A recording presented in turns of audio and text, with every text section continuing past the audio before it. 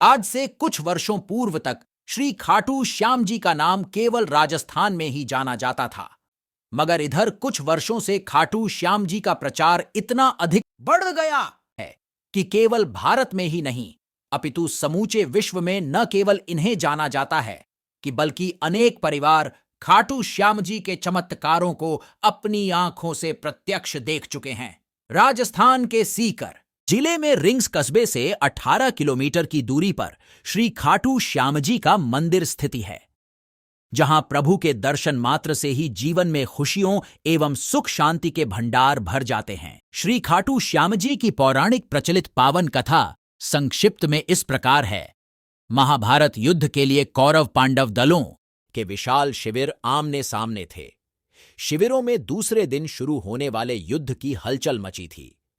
युद्ध नीति के अनुसार सूर्यास्त पश्चात दोनों पक्षों के लोग आपस में मिलजुल सकते थे, अतः धर्म युद्ध के इन शिविरों में भी सैनिक आपस में मिलजुल रहे थे। शिविरों के बीच की भूमि वीरों के आवागमन से भरी हुई थी। तभी सुसज्जित रथ पर एक तेजस्वी योद्धा आया। पीपल वृक्ष के नीचे उसने अपना रथ रोका, घोड़ों को खोलकर चरने के लिए छोड़ दिया, शिरस्त्राण शस्त्र आदि उतारकर जलपान किया और अपने रथ पर विश्राम करने के लिए बैठ गया। उसे दोनों दलों के वीरों ने घेर लिया। सभी का एक ही प्रश्न था, आप किस ओर से युद्ध करेंगे?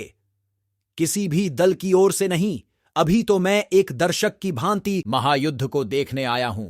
बाद में मैं उस दल की ओर से युद्ध करूंगा जो पराजित होगा या जिसके साथ अन्याय हुआ होगा। सब विस्मय ये उसे ही देख रहे थे।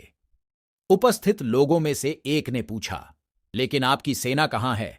क्या आपकी सेना पीछे आ रही है? नहीं, मुझे सेना की आवश्यकता नहीं है, मैं बिना सेना के ही आया हूं, बर्बरीक ने गर्व से कहा। तब आप पराजित दल की सहायता कैसे करेंगे? आगंतुक महाबली मुस्कुराया। मुझे सेना की आवश्यकता ही नहीं है, मुझे अपने इस धनुष और इन 3 बाणों पर असमी विश्वास है। मैं एक ही बाण से शत्रु सेना का संहार कर सकता हूं। छूटने पर मेरा पहला बाण हर व्यक्ति के मृत्यु स्थल पर निशान लगा देगा और दूसरा बाण उन्हें बींध देगा। बहुत से लोगों ने विस्मय से पूछा, मैं भीमसेन का पौत्र, घटोत्कच का पुत्र महाबल बर्बरीक हूं। आंधी की तरह कुछ ही क्षणों में यह बात दोनों शिविरों में फैल गई। हर किसी पर बर्बरीक का ही नाम गूंज रहा था। सैनिक लोग बात की गहराई तक नहीं पहुंच रहे थे, पर बात की गंभीरता को समझने वाले योद्धा चिंतित हो उठे। भगवान श्री कृष्ण सोच विचार करने लगे कि यदि वास्तव में ही वह वीर निर्बल पक्ष का साथ देगा तो पांडवों की विजय होते ही कौरव निर्बल हो जाएंगे। फिर वह वीर उनकी ओर से लड़कर पांडवों की विजय को पराजय में बदल देगा। क्या वह वास्तव में ही ऐसा विलक्षण धनुर्धर है जो 2 बाणों से ही शत्रु सेना का संहार कर सकता है? चलकर परीक्षा ली जाए। वह उठे और बर्बरीक के पास पहुंचे। उन्हें आता देख सभी सैनिक गण इधर उधर हट गए।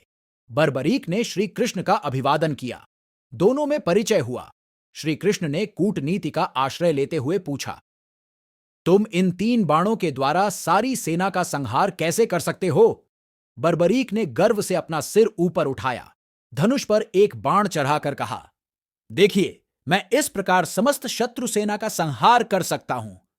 आप इस पीपल के पेड़ पर देख रहे हैं, मेरा यह बाण इसके समस्त पत्तों को चिहन लगा आएगा और दूसरा बाण उन्हें बींध देगा। आप चाहें तो मैं धरती पर बिखरे इन सूखे पत्तों को भी बींध सकता हूं। श्री कृष्ण यह दृश्य देखने को उत्सुक थे। उन्होंने 2 पत्ते तोड़ लिए, एक को हाथ की मुट्ठी में बंद कर लिया और दूसरे पांव के नीचे दबा लिया। बर्बरीक ने अभिमंत्रित करके बाण छोड़ा। सभी ने देखा कि पेड़ और धरती का प्रत्येक पत्ता चिन्हित था। श्री कृष्ण ने मुट्ठी खोली तो हाथ का पत्ता भी चिन्हित था और पांव के नीचे का पत्ता भी। श्री कृष्ण अत्यधिक विस्मित थे। तब तक बर्बरीक ने दूसरा बाण छोड़ा। प्रत्येक पत्ता बीच में से बिंधा हुआ था। श्री कृष्ण अकुला उठे और गहरी सोच में पड़ गए कि किस प्रकार से युद्ध में भाग लेने से रोका जाए। आखिर बहुत सोच विचार के बाद उन्हें एक हल सूझ ही गया। प्रातःकाल वह उठे और याचक का रूप बर्बरीक के पास पहुंचे। वह संध्या वंदन कर रहे थे। संध्या वंदन के उपरांत बर्बरीक ने याचक से कहा, आज्ञा करो ब्राह्मण देवता, क्या इच्छा है? कुछ दान पाने की इच्छा है महाराज, ब्राह्मण रूपधारी श्री कृष्ण ने कहा। यहां तो मेरे पास विशेष धन नहीं है, परदेश में हूं। ये बहुमूल्य वस्त्राभूषण हैं, इनकी इच्छा हो तो कहो। मेरे पास में जो कुछ भी होगा वह मैं तुम्हें दान में अवश्य दूंगा। वस्तु तो वही मांगूंगा जो आपके वश में है, तब मुझे कोई इनकार नहीं, चाहे तुम मेरे प्राण मांग लो। इतना दंभ अच्छा नहीं है महाबली, कह तो दिया। अच्छा ऐसा है तो मुझे अपना शीश काट कर दे दीजिए। बर्बरीक यह सुनकर सिहर उठे, इतना कठोर दान भी कहीं मांगा जा सकता है। उन्होंने क्रोध को दबाकर कहा, मुझे विश्वास ही नहीं होता कि तुम ब्राह्मण याचक हो। तुमने दान प्रथा को कलंकित किया है। तुम अवश्य ही कोई कूटनीच हो। जो वचन मैंने दिया है उसे मैं अवश्य पूरा करूंगा, किंतु अब तुम यह बता दो कि वास्तव में तुम हो कौन? श्री कृष्ण ने अपना रूप बदलते हुए कहा, मैं श्री कृष्ण हूं बर्बरीक। मैं नहीं चाहता कि तुम इस महायुद्ध में भाग लो और तुम्हारे कारण दोनों पक्षों को विनाश हो जाए। मैं अपने वचन को पूरा करूंगा, परंतु मेरी इच्छा मेरे साथ ही मिट जाएगी। निसंकोच कहो, तुम्हारी क्या इच्छा है? मैं इस महायुद्ध की अच्छी तरह देखना चाहता हूं। सृष्टि के सभी महारथी इसमें सम्मिलित हुए हैं।